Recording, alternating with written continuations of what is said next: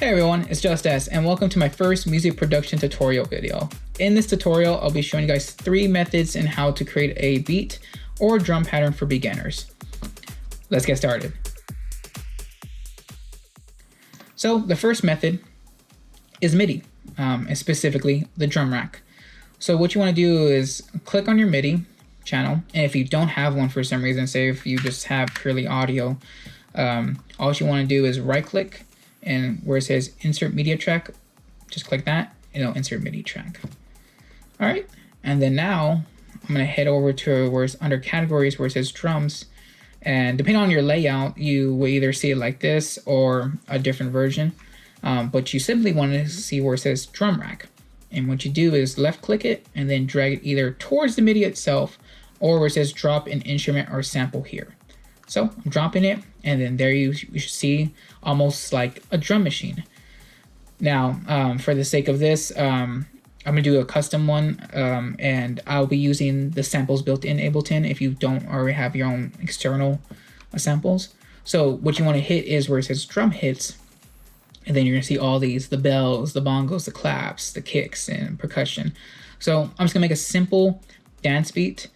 So I'll be using just a kick, a clap, or a snare, and some hi-hats. So, like I said, let's head back, click, and a bunch of kicks will come out. Since this is just a dance beat, I'll just grab, let's see. That's fine enough. So what you want to do is left click it, and then simply drag it to any desired location. But for easy sakes, let's just put on C1. So now you'll see your sample is right there. Okay, now I'm gonna head back up, minimize this, and next I'm going to head to snare. So you can go down and hear them. Oh, also a quick tip, since if you're new or a beginner or don't know, you need to make sure you hit the headphones right here. If you don't, you can't hear your samples. So make sure you have that clicked. That's fine enough. So I'm going to simply left click it again and then drag it to C1. All right, now that I have that, I'm just gonna grab one more real quick and just do the hi-hats. That's good enough. All right, so now that I have that, I recommend, before we get started, is you click this button right here, which is the chain extension, so you'll see that.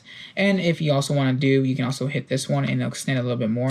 And why for this is because for each sample, sometimes depending on the production or who makes it, it may sound louder than other things, so you can control the volume for each sample right here, because you don't want to touch this over here too much, this volume, unless you really need to, because if you were to do, like for instance, -4 dB, then all these would automatically be -4 dB. So for the sake of just individually changing the volume, I suggest you use this.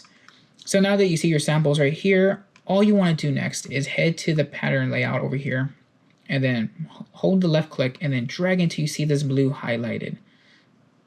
All right, now that you see that, you want to simply right click on the mouse, and where it says insert media clips, you click that. Now the pattern layout for that MIDI will come up, and as you can see already, it shows your patterns right there, your kick, your snare, and the hi-hat.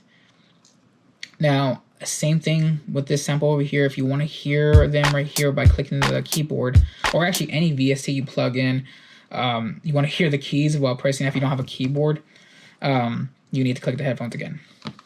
All right, so like I said, I'm just gonna make a simple dance beat. So I will do this really quick, and simply by inserting a pattern is by left clicking within the square parameters.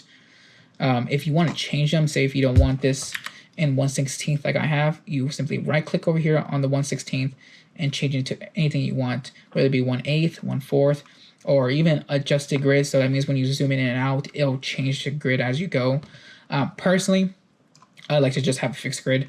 So I'll have 1/16. So I'm just gonna make the pattern. All right, now I have my drum pattern under MIDI. So let's hear our pattern.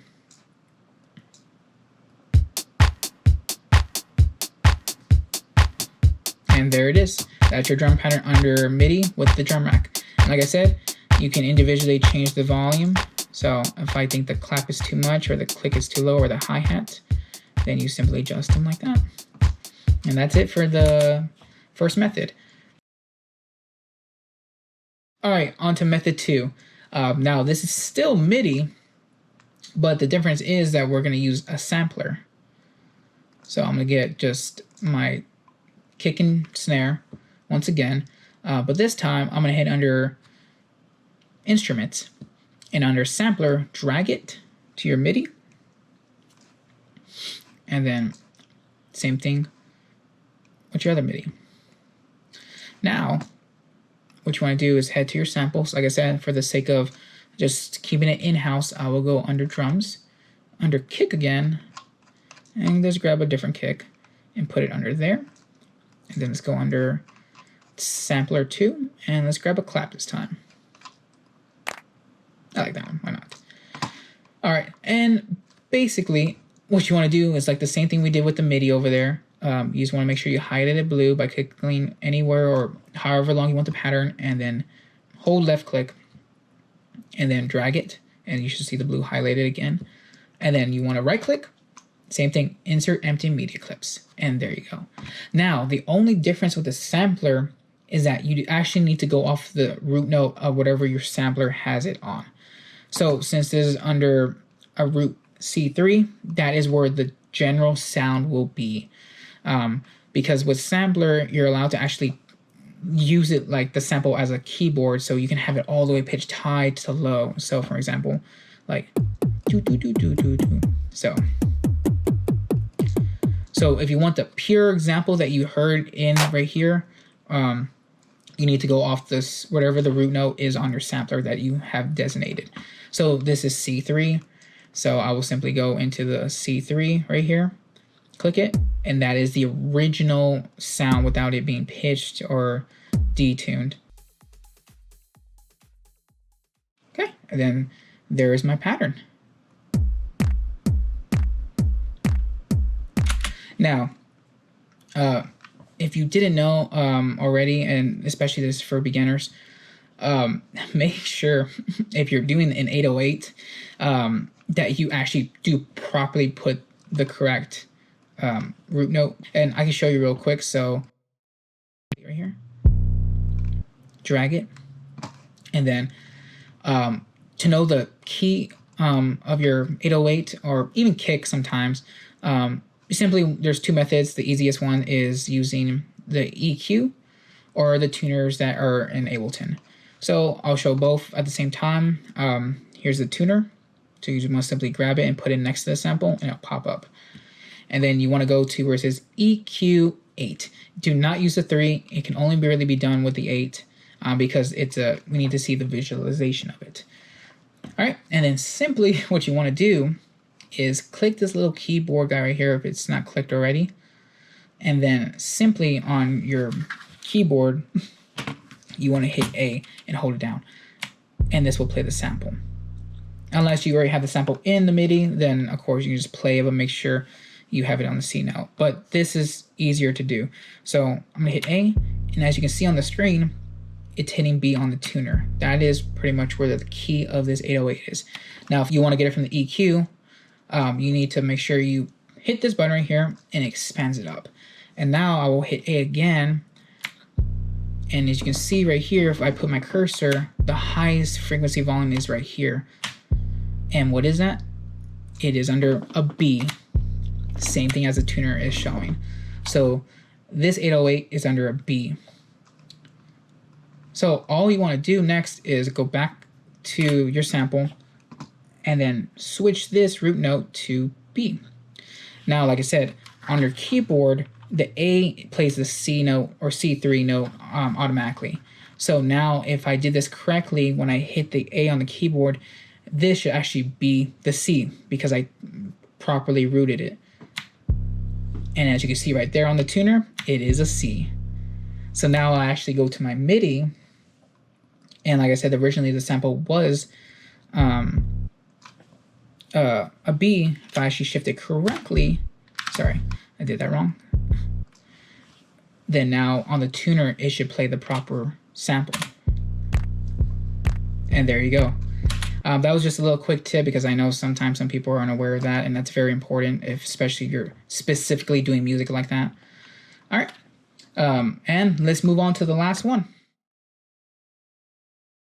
All right, the third method, audio, which is the one I actually use most of the time. So simply what you want to do is you get your sample, whatever it is, and you simply drag it onto the pattern layout and it pops up right there. So let's grab a clap first. Okay. And as you see, as I dragged it, you see the sample right there. And let's just grab a kick. And same thing right there. If you want to duplicate your kick or snare, you basically need to click it, or even if you want to make sure it's like properly beat correct, you click the square, whichever one, and drag it, and then you have that highlighted. And on your keyboard, you want to hit Control D, and it will duplicate it. Now I have the 4 right there, but I want to not do every single beat. I'll just grab it like the same thing, but highlight all 4. And now if I Control D again, it duplicates like that. Same method with the clap. I'm just gonna do this. Okay, and then now duplicate both, and so forth. And that's how you make it. Now, the one thing I'll show you real quick, especially if, let's say, if you're like, hey, I want to do the 808s like that, but I want to pitch them up and so forth.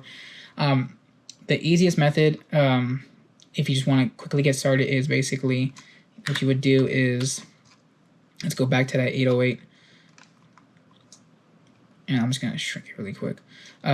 If whenever you duplicate it, let's say, since you know this was a B from the example, but the next 4 beats I want to be C, click it, and it'll open the layout of it, and simply you go to transpose and either pitch it down or up. So I want to do a C, since I know the sample is a B, I just go 1 up. And now that is a C note. And that's one of the reasons I like audio, because you can individually fine-tune each sample, even though it's on the same track. So, like I said, I'm just gonna, you can either duplicate it. So now, if I duplicate this one, each one after that is copied in the exact same settings. So now if we hear it,